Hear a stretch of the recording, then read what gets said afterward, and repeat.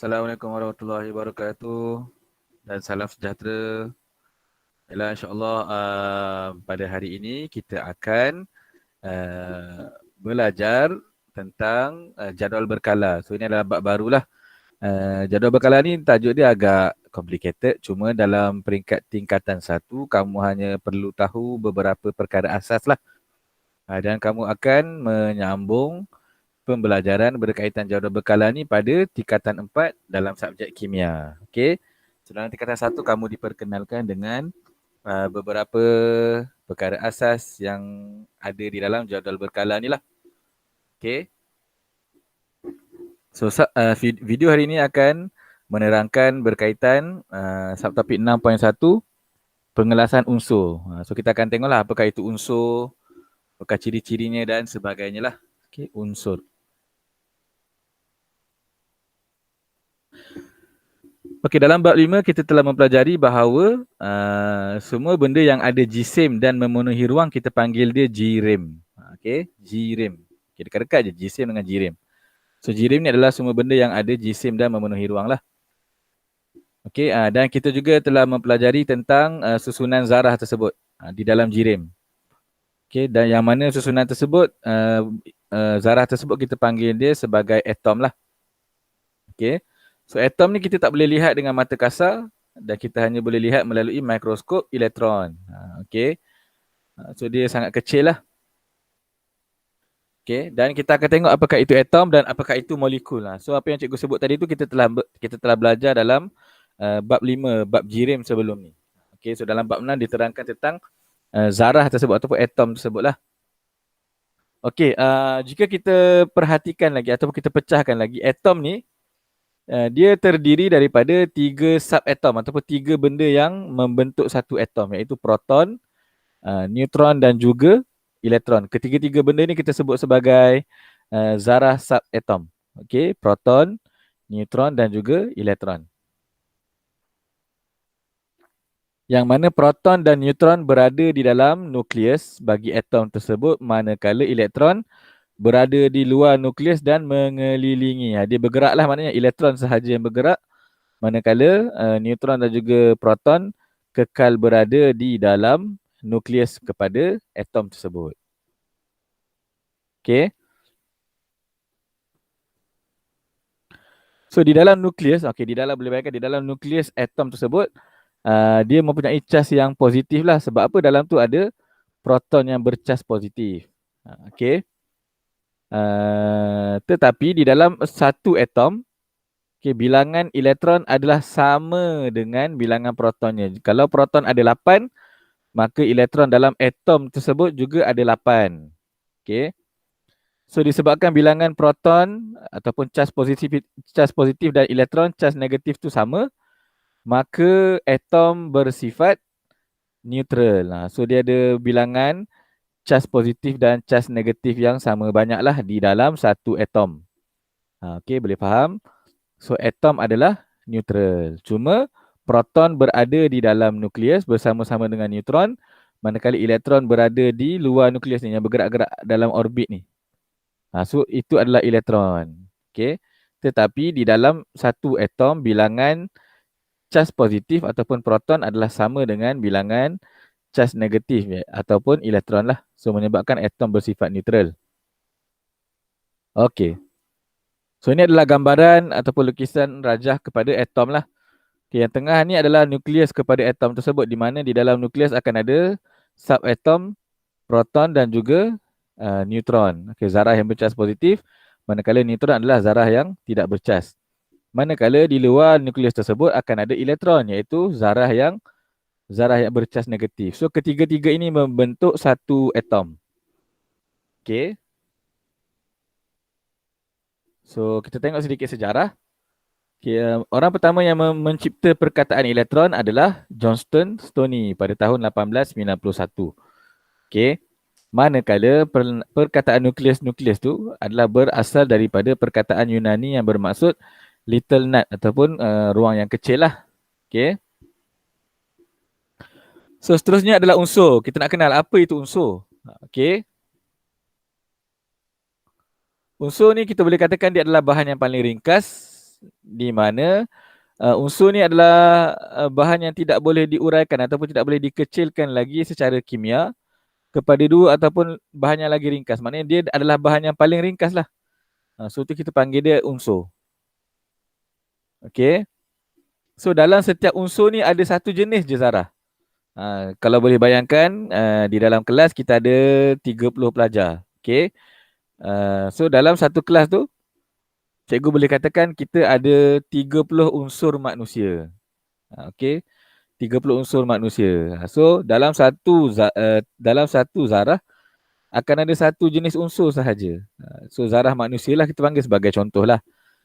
Okay. So kalau dia sama jenis semua kita panggil dia unsur.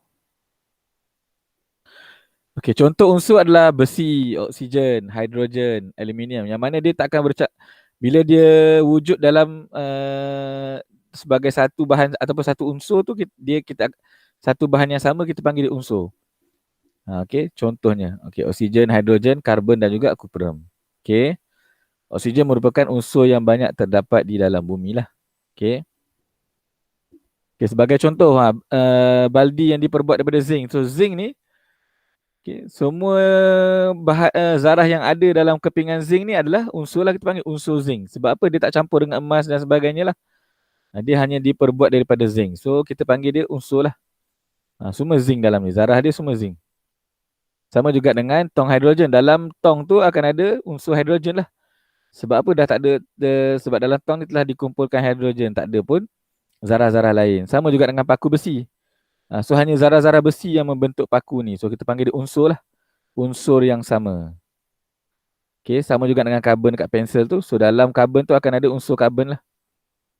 Okay, unsur terdiri daripada zarah yang sama jenis. Kalau perasan dia tak akan ada campur benda lain ataupun tak ada campur zarah lain lah. Satu bahan, satu zarah sahaja. Okay, satu unsur, satu zarah. Okay, sebatian. Okay. Sebatian pula adalah gabungan dua atau lebih unsur. Tadi kita belajar unsur tu satu benda betul. Bila ada dua atau lebih unsur, dua ke tiga ke empat bergabung, kita akan panggil dia sebatian. Bila dia bergabung secara kimia. Okey, bergabung secara kimia. Okey, sebatian terhasil daripada tindak balas kimia lah. So, sebatian ni boleh terjadi di dalam makmal ataupun dia boleh terjadi secara semula jadi. So, gabungan unsur ni kita boleh buat di dalam makmal ataupun dia boleh terjadi secara semula jadi dekat persekitaran kita. Sebagai contoh, aluminium oksida, okay, zinc sulfida. Ni benda-benda yang kita boleh buat dalam makmal lah. Besi klorida. So, nampak tak? Dia ada dua unsur dalam satu benda tu. Aluminium, oksigen. Zinc dengan sulfur. Besi dengan klorin. Dan gula, air dan garam lah. Ni antara yang wujud secara semula jadi. So, sebatian ni adalah bahan yang ada gabungan dua atau lebih unsur yang mana dia bergabung secara kimia. Maknanya kita tak boleh pisahkan dia kecuali dengan cara kimia lah. Cara bukan cara fizikal. Okay. Secara kimia. So ni contoh-contoh sebatian lah. Garam, cengkerang, gula. Okay. So next adalah jadual berkala. Okay, bila dah pengetahuan tentang bahan kimia ni dah berkembang, okay, pada abad ke-18 dan ke-19, ahli-ahli saintis ni ataupun saintis ni dia telah menemui banyak sangat unsur. Banyak unsur ditemui. Okay. Jadi ada usaha di kalangan saintis tersebut untuk menyusunlah unsur-unsur yang telah ditemui ini supaya susunan tu teratur dan juga sistematik di mana kita boleh jadikan susunan unsur tersebut sebagai rujukan bila nak buat sebarang eksperimen dan sebagainya lah. Dan susunan ini telah digunakan sehingga hari ini. Okay. Sehingga tahun 2016 terdapat lebih kurang 118 unsur yang telah ditemui. So jadual berkala ni dia berubah-ubah bergantung kepada perkembangan semasa. Contohnya kalau dah jumpa unsur baru, so dia akan ditambahkan di dalam jadual berkala unsur inilah. Jadual berkala ni. Okey, ni adalah jadual berkala yang kamu belajarlah sehingga tahun 2016. Okey. So kalau kamu nampak akan ada uh, nombor 1 sampai nombor 18. So ni menggambarkan kumpulan-kumpulan lah. Kumpulan 1, kumpulan 2, kumpulan 3 sampai 18. Okay. So jika kamu perasan daripada kiri gambar ni ke kanan, dia berubah daripada warna kuning, kecuali hidrogen lah, warna kuning kepada warna merah, kemudian kepada warna biru. So daripada kiri ni, unsur di sebelah kiri ni kebanyakannya ataupun majoritinya adalah logam lah. Kemudian semakin ke kanan dia akan berubah menjadi separa logam. Ada beberapa unsur yang separa logam. Kemudian ada unsur yang bukan logam. Okey. Yang berwarna biru ni. Okey. So macam mana nak tahu apakah yang diwakili oleh huruf dan juga nombor? Okey, tengok yang warna pink atas ni, karbon ni. Okey, so nombor 6 ataupun nombor di bucu atas kiri tersebut diwakili oleh nombor proton ataupun charge positif di dalam unsur tersebut. So karbon dia ada 6 proton. Okey, so huruf besar ni adalah simbol kepada unsur tersebut. Di bawahnya adalah nama unsur tersebut. Okey. So yang 12 bawah ni adalah gisim atom relative. Ni gisim dia lah. Okey, so semua sama. Akan ada nombor bucu atas, akan ada simbol, akan ada nama dia dan akan ada gisim atom relative lah. Perlukah kamu ingat benda ni? Tak perlu kan. Tak perlu ingatlah dalam exam setakat level tingkatan 1. Tak payah ingatlah. Cuma kamu perlu tahulah di sebelah kiri ni adalah logam. Kemudian akan ada bahan unsur yang separa logam. Dan paling kanan ni adalah bukan logam. Dan juga terdiri daripada gas-gas lah. Gas nadir. Okay. Okay, jadual berkala. So ni sedikit sejarah lah. Sebab itulah ada nama jen-jen betul. Pada masa lalu terdapat beberapa unsur yang diberikan nama berdasarkan bahan yang dihasilkan. Okay. So perkataan jen-jen belakang tu berasal daripada perkataan generator lah. Ataupun penjana. So sebagai contoh hidrogen dia bermaksud penjana air. Ataupun nitrogen bermaksud penjana asid nitrik. Ini sekadar maklumat tambahan lah. Okay. So unsur-unsur yang baru ditemui pada zaman sekarang ni dia akan ikut syarat-syarat yang ditentukan oleh IUPAC, iaitu International Union of Pure and Applied Chemistry. So dia akan ada syarat untuk menamakan nama lah. Okay. So kebanyakan nama unsur yang sekarang ni dia bersempena dengan kadang-kadang nama saintis tersebut ataupun kadang-kadang nama tempat unsur tersebut dijumpai ataupun nama saintis terkenal tu lah. Okay. Sebagai contoh, ada tahun 69, Ernest Rutherford dia jumpa satu unsur. So dia akan letak nama dia Rutherfordium sebagai contoh. Okay.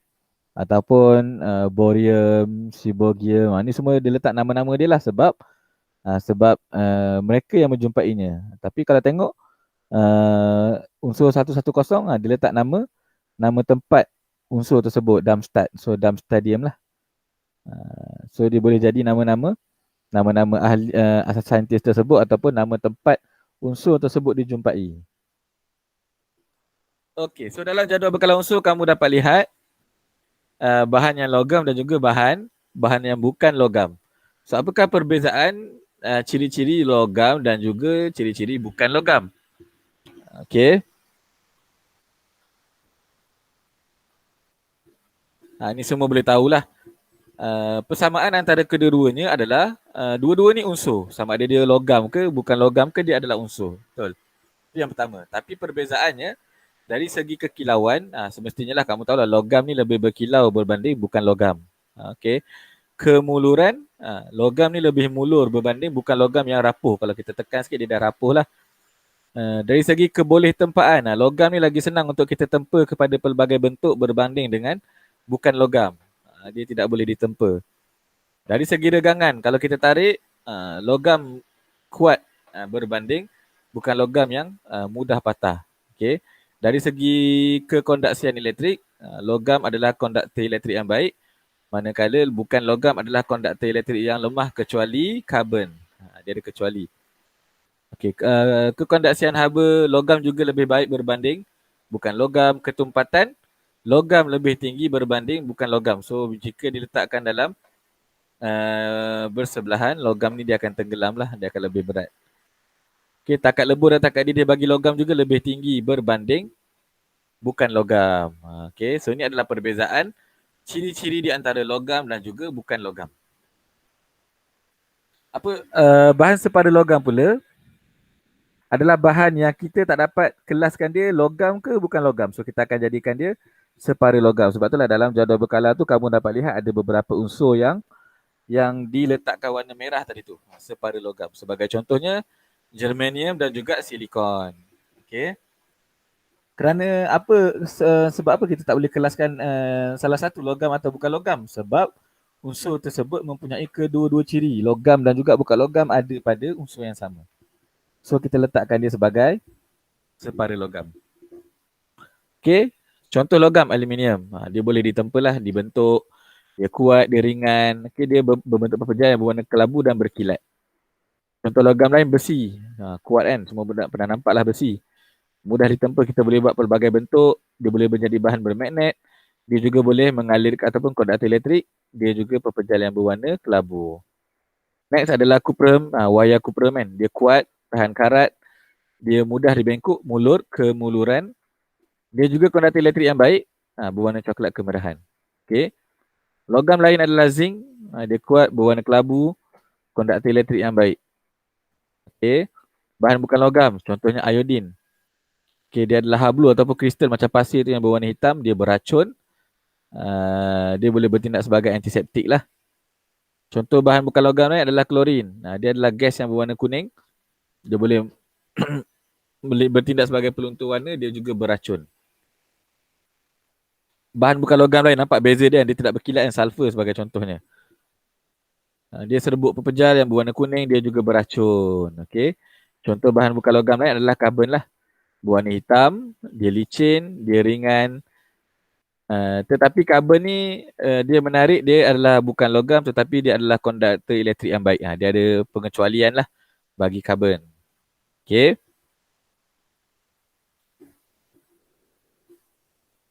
Ketertiban unsur. Okay. Kenapa kita perlu susun unsur ni secara jadual berkala? Okay. So dekat dalam bumi ni kita akan ada pelbagai unsur yang mana setiap unsur boleh memberikan faedah kepada manusia lah. Okay, sebagai contoh emas, perak, platinum manusia gunakan untuk membuat barang perhiasan sebagai contoh. Ada juga unsur-unsur yang ditemui itu untuk digunakan dalam bidang pembinaan, buat hospital, buat sekolah, dalam pengangkutan, dalam bidang kesihatan, perubatan dan sebagainya lah. Okay. Jadi dengan usaha saintis pada zaman dahulu yang memulakan usaha untuk menyusun unsur dengan teratur, memudahkan aplikasi bahan kimia ataupun unsur yang dijumpai tersebut pada zaman kini lah. Okay. Yang mana unsur-unsur tersebut disusun berdasarkan sifat-sifat je lah, sifat-sifat dan banyak kajian telah dijalankan. Okay. So tamatlah subtopik 6.1 di mana kamu telah diperkenalkan dengan apakah itu unsur.